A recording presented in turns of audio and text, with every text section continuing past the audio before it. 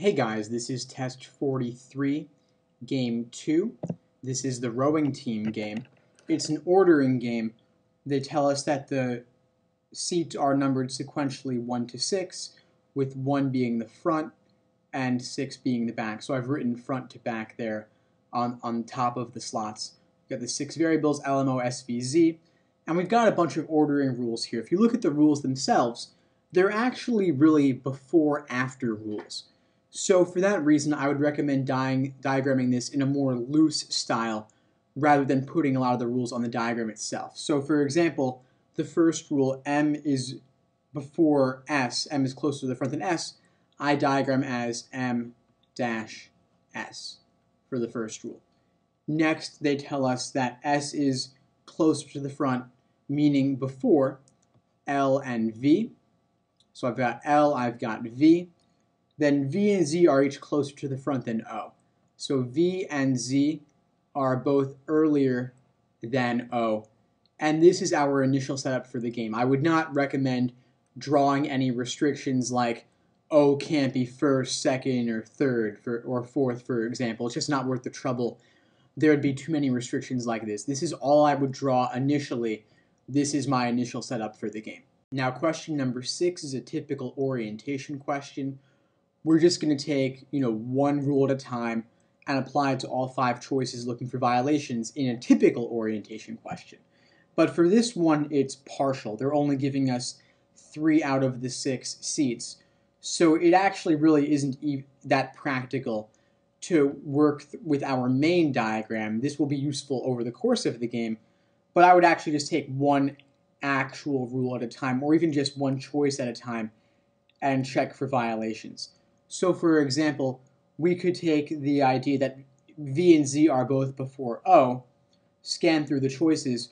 We find that in choice A, it would be impossible to satisfy the rule that V and Z be before O, like both of them go before O, because V is already on 5. There's only room for L to come after it on 6, as choice A says, so we cannot satisfy that rule, so A is gone. The other choices might comply, so I'll leave those alone for now on that issue, and instead move to the idea that S is before both L and V. If you scan through the choices there, you'll find that choice B is unacceptable because if we have S on 3 and Z on 5, how could we fit L on 6? We would have no room for O to come after Z, as this rule down here requires. So for that reason, B is eliminated. Next, we could look for the rule that M and S are before L, V, and O. Scanning through the choices, there's really no room for that to happen. If you look at choice E, we already have V on 3. How could we fit both M and S before that? There simply isn't room if we're going to have Z on 2. So for that reason, choice E is eliminated, down to C and D. If you look at choice D, with LVO on 3, 4, and 5, what's going to go after them? There simply isn't anything that can go after those guys. Z has to go before O. Z, M, and S would all have to come before L, V, and O in this situation, but there isn't room for. There's only room for 2 things before L, V, and O on slots 1 and 2, not 3 things. So for that reason, D is eliminated, leaving C as our answer for number 6. Next, number 7. If we had V on 5, we automatically know we would have to have O on 6 because O comes after. That's really the only actual certainty we know. We know that we're going to have, M, S, and L occurring in that order. We're also going to have Z in there somewhere. Both of those things before V, but we don't know the actual order of them specifically. Z is pretty open-ended. So our only must here is O on 6, which choice E says. So it's our answer for number 7. The other guys were all too ambiguous to pin them down to one specific space. Next, number 8. If L is on 3, we automatically know that M and S have to come before it. So M would be on 1, S would be on 2, and beyond that we can't really say too much specifically. We have V and Z both coming before O, so O is going to be on 6, and then we could have V on 4, Z on 5, or Z on 4, V on 5. We don't know specifically what's happening. They're asking us, could be true except 4 of these choices could be true, 1 of them cannot be true. So could Z be immediately after V, meaning VZ adjacent in that order? Absolutely, we see it right here. So for that reason, A is eliminated. Next, B, O immediately after V, meaning VO. Yeah, we could have V on 5, O on 6, that works. B is gone. C, O immediately behind Z, meaning ZO. Yes, we could have Z5, O6, that works out. C is gone. D, V immediately behind L, meaning LV. Yes, we could have L3, V4, that works. D is gone, leaving E by elimination. And if you look at E, S immediately behind Z, that's impossible, of course. S is all the way on 2, and Z is either 4 or 5. They're not even near each other. So, of course, E is our cannot. It's the answer to number 8. Next, number 9, general cannot be true question. We don't really know where they're going with this, but we can use our main diagram to help us out. So could O be closer to the front than S, meaning O before S? Absolutely not. We have S over here and O over there. S, V, O ordering. So of course O cannot go before S. A is our cannot, and it's the answer to number 9. I will look at the rest though. Z before M. Z is ambiguous. It's simply before O. So Z could be anywhere from 1 to 5. Z could even be before M. Z is very, very relatively unrestricted. So B is not a cannot, it is a could. It could be true, so it's gone. L before V. Yeah, there's no specific ordering between them. It could be LV or VL.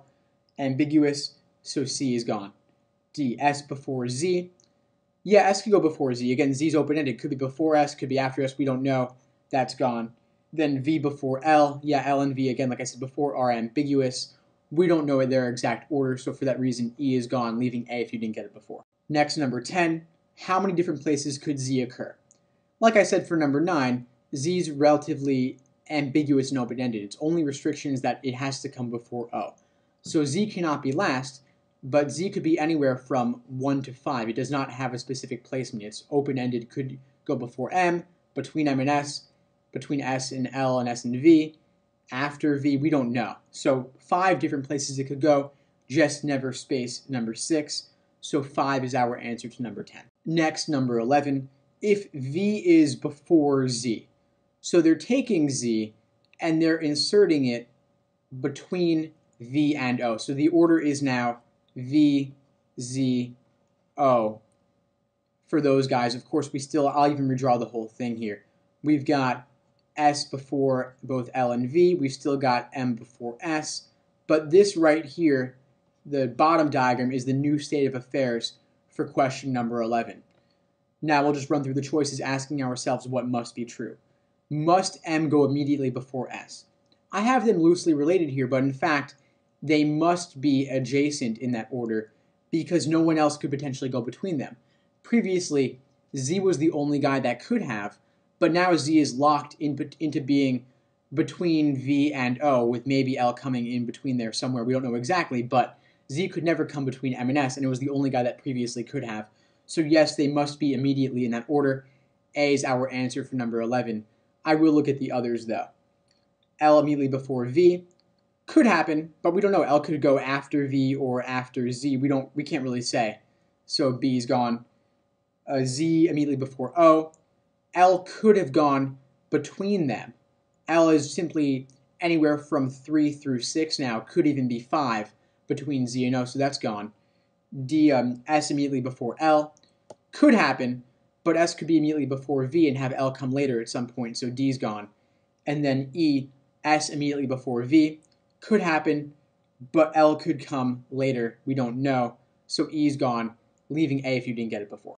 Next, they're giving us a new condition. They are suspending the rules. So we've got to make a whole new diagram here. They're saying that now instead of M before S like before, it's now S before M. So I'll redraw the other rules as well. We know that the second rule tells us S is before both L and V. So I'll insert that in. S is before L, S is before V. We know that V and Z are each before O. So I've got V before O, and I've got Z before O. and this is our new state of affairs for the game. That's all 6 variables. It looks very different from the previous main diagram, but this is the new thing we have to refer to. So again, this is a partial orientation question, just like number 6, only this time we have to use the new diagram to help us out. So you could run through the choices asking yourself, what seems impossible, what seems like it could happen, or you could simply try to take one rule at a time and apply it to all 5, although that's difficult here because it's only a partial listing of variables. Now, I might start with S just because S is a very powerful variable. It's before the greatest number of other variables. S must go before L, M, V, and O. So for that reason now, S could never be any of 3, 4, 5, 6. S can only be 1 or 2. Those are the only places S could appear. And choice C says S on 3. That's unacceptable because if S was on 3, how could we fit all of L, M, V, and O occurring after it? There simply would not be room, whereas all the other variables have a bit more flexibility. No other variable relates to as many other ones as S does, so that's why S makes a good starting point. That's our answer to number 12.